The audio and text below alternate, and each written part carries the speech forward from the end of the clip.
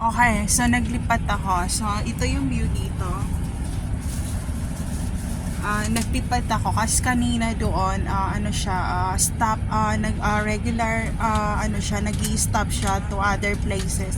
And because it's late now, so I just wanna straight to Cotabato City, and it's a non-stop bus na lang yung sinakyan ko kasi gusto ko doon sa pwedeng huminto by terminal. Ang problema, gabi na kasi eh. So, ayun, mag-11 na and we don't know if we are safe for stopover to those terminal talaga. So, dito na tayo sa non-stop na bus. So, shout out to the Mindanao bus. So, dito naglipat ako. Kanina nandun ako sa kabila. Ayun yung bus.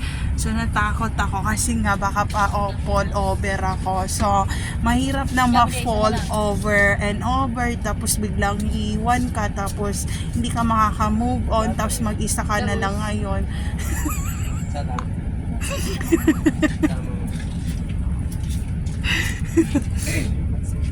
Cotabato, there's no safe place to all targeted individual out there. Take care always everyone. Shout out kay Kuya.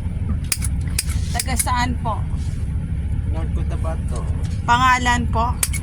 Michael.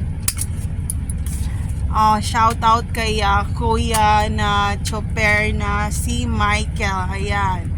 So ayun, shout out sa mga nakasakay dito sa bus na to, and safe tayong lahat hanggang pagdating sa lugar kung saan na destinasyon nating gustong bumaba. So ayun lang. So ito yung view dito.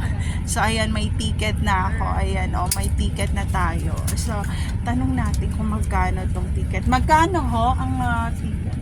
550 ma'am. 550 Davao to Cotabato, straight non-stop na yung bus na sinakyan ko kasi gabi na, and na common sense, diba? So ayun lang. So off ko na muna to.